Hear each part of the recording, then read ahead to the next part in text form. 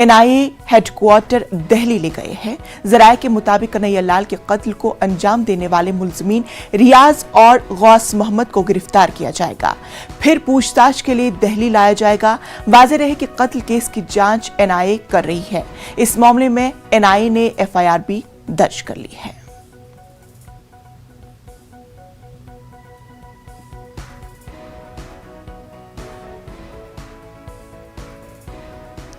तो नाजरीन, आपको बता दें कि कन्हैया लाल के कत्ल केस में अब एनआईए जांच करेगी, पूरी तफसीलात वो हासिल करेगी किस तरह से ये कत्ल का वारदात अंजाम दिया गया। फिलहाल उन्हें दिल्ली लेकर आएगी एनआईए की टीम।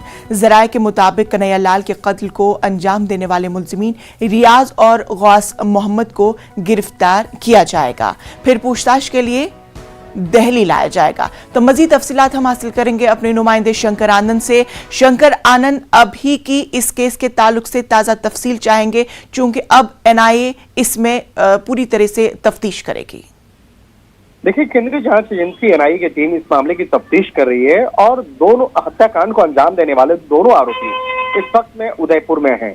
लेकिन उदयपुर में उसकी सुरक्षा व्यवस्था और तमाम आगे इन्वेस्टिगेशन को देखते हुए उन दोनों आरोपियों को दिल्ली लाया जाएगा और दिल्ली स्थित जो एनआईए मुख्यालय है, एनआईए मुख्यालय में रख करके उन दोनों आरोपियों से विस्तार से पूछताछ की जाएगी। जिस तरह से इस मामले में पाकिस्तान सहित विदेश से जुड़े हुए जो संगठन है उसके साथ में उन दोनों का कनेक्शन जुड़ता हुआ नजर आ रहा है, लिहाजा इस मामले पर जो एनआईए के सीनियर अधिकारी हैं वो भी इस मामले में पूछताछ करेंगे कि किस तरह से उसका कनेक्शन विदेशी संगठन के साथ में जुड़ रहा है, किस तरह से उसका उन लोग जो हैं और किन किन के संपर्क में था और किस तरह से इस पूरे मामले को अंजाम दिया गया।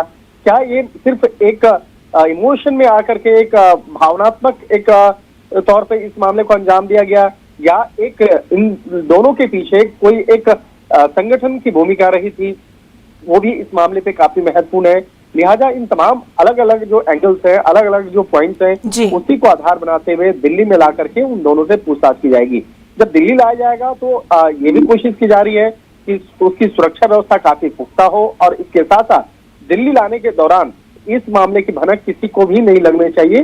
तो इस लिहाज से तमाम जो सुरक्षा व्यवस्था को काफी चाक चौबंद करते हुए उन दोनों आरोपियों को उदयपुर से दिल्ली लाया जाएगा और उसके बाद एनआईए मुख्यालय में, जो एनआईए मुख्यालय की अगर बात करें तो एनआईए मुख्यालय की काफी एक सुरक्षित स्थान माना जा रहा है राजधानी दिल्ली में और वहां के आसपास में सुरक्षा व्यवस्था भी काफी कड़ी होती है, तो इसलिए यहाँ पे ला करके उन दोनों से आगे विस्तार की पूछताछ होगी। शंकर, क्या कुछ अंदाजा लगाया जा रहा है कि कब तक उन्हें दिल्ली पहुंचाया जाएगा?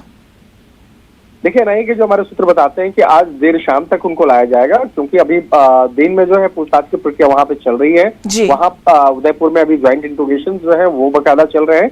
तो शाम में आज उन दोनों को लेकर के दिल्ली के लिए एनआईए की टीम रवाना होगी और शाम में लाने के बाद उसे बहुत ही गुप्त तरीके से उसे लाया जाएगा और कोशिश की जाएगी कि उसे लाने के वक्त में किसी को कानो कान इस मामले की जानकारी ना हो और उसे ला करके एनआईए मुख्यालय में रख करके आगे विस्तार से पूछताछ की जाएगी। इसके साथ साथ जब उसे कोर्ट में पेशी की जो होगी वो भी कोशिश की जाएगी, वीडियो कॉन्फ्रेंसिंग के मार्फत से उन दोनों को पेश करवाया जाएगा कोर्ट में। हालांकि दिल्ली में जो पटियाला हाउस कोर्ट है, पटियाला हाउस कोर्ट में एनआईए की जो सुनवाई होती है वो तमाम सुनवाई इन कैमरा होता है। इन कैमरा इसका मतलब होता है कि उस कोर्ट रूम में आरोपी और जो बचाव पक्ष के जो वकील होते हैं, इसके अलावा और कोई आम आदमी को उस कोर्ट रूम में जाने की इजाजत नहीं दी जाती है। तो उस हालत में भी यहाँ पे पेश करने के दौरान काफी सुरक्षा व्यवस्था के बीच में ही उसे पेश किया जाएगा, क्योंकि इन दोनों की जो सुरक्षा व्यवस्था है वो काफी महत्वपूर्ण है। और फिलहाल इसी बात को ध्यान में रखते हुए उन दोनों हत्या के आरोपियों को दिल्ली लाने का प्लान बनाया गया है। बहरहाल अब देखने वाली बात होगी कि एनआईए की तफ्तीश के दौरान क्या कुछ चीजें सामने निकल कर आ जाएगी। फिलहाल तफसीलात के लिए आपका बेहद शुक्रिया। उदयपुर वाकये की जांच जारी है, जांच एजेंसियां तहकीकात में जुटी हुई है। इसी बीच वजीर आला अशोक गहलोत आज उदयपुर का दौरा करेंगे और महलूक कन्हैया लाल के अहल खाना से मुलाकात करेंगे। वजीर आला के हमरा रियासती वजीर राजेंद्र सिंह यादव, चीफ सेक्रेटरी उषा शर्मा और डीजी PML लाठौर भी होंगे। उधर उदयपुर वाकये के खिलाफ जयपुर में हिंदू तंजीमों ने बंद की कॉल दी है। शहर में दुकानें और तिजारती मराकज़ मुकम्मल तौर पर बंद हैं। साबिक वजीर आला वसुंधरा राजे ने इस मामले को सरकार की नाअहली से ताबीर किया है। देखिए, ये मामूली घटना नहीं है, ये एक किस्म से आतंकवाद है और इसकी जितनी भी अपन भर्त्सना करेंगे मुझे लगता है वो कम ही रहेगा। ये सिर्फ सांप्रदायिक उन्माद के पीछे कौन लोग हैं, कौन से संगठन हैं? जब ये राजस्थान का कल्चर नहीं है और ऐसी चीजें राजस्थान के अंदर ये मैंने कभी नहीं हुई हैं, ये जरूरी हो जाता है कि हम उन संगठनों को, उन व्यक्तियों को खोज कर निकालने की कोशिश करें जिन लोगों ने ये काम किया है, जो काम ये लोग करवा रहे हैं। तो इसीलिए सरकार को तुरंत ही दोषियों को पकड़ना चाहिए और वो खाली दो दोषी जो सामने दिख रहे हैं वो नहीं, वो उनके पीछे के भी जो लोग होंगे जहां से ये शुरुआत हुई होगी उनको भी, और कड़ी से कड़ी सजा उनको देने का काम करेंगे। आज तो आप देख रहे हो, मैंने राजस्थान के अंदर तो हम फील करते हैं कि रोज रोज हफ्ते हफ्ते में कुछ ना कुछ ऐसी चीज हो रही है और अब तो सीमा ही लांघ गई।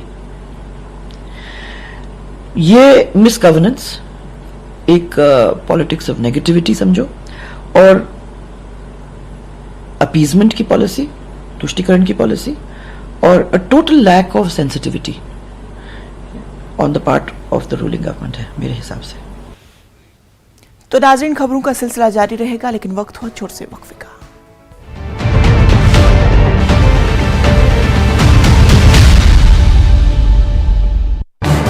इस न्यूज हेडलाइंस के प्रायोजक पेट सफा आयुर्वेदिक जूस। पेट सफा, हर रोग दफा।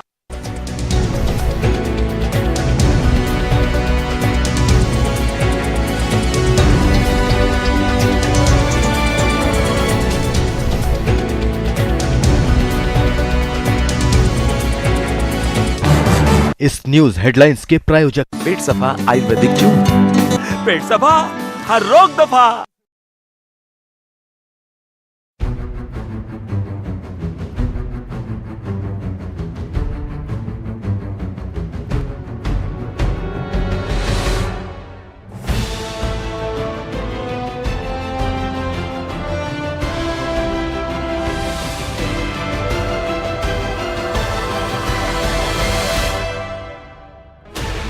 Sixteen channels, 15 languages, 26 states, 1,200 plus reporters, 66.9 crore viewers. India's largest news network, News 18 Network.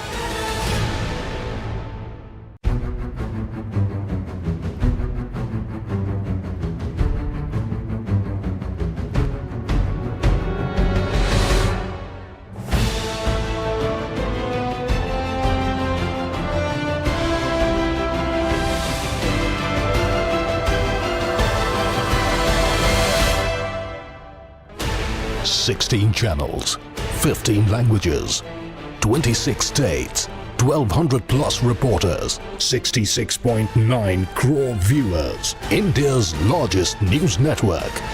पेट सफा, हर रोग दफा।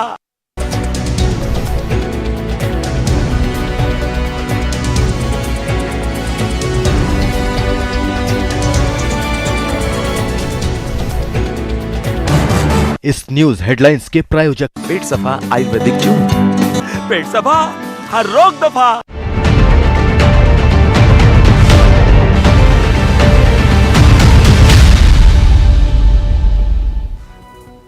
ब्रेक के बाद इस्तकबाल। सुप्रीम कोर्ट की जानिब से महाराष्ट्र के गवर्नर के जरिए फ्लोर टेस्ट के लिए बुलाए गए खुसूसी इजलास पर मुहर सबत करने के बाद उद्धव ठाकरे ने कल रात ही गवर्नर को वजीर आला के ओहदे का इस्तीफा सौंप दिया, जिसके बाद गवर्नर हाउस से एक नोटिफिकेशन जारी किया गया जिसमें उद्धव के इस्तीफे के बाद आज होने वाले खुसूसी इजलास को गैर जरूरी करार देते हुए इसे मनसूख करने की बात कही गई है।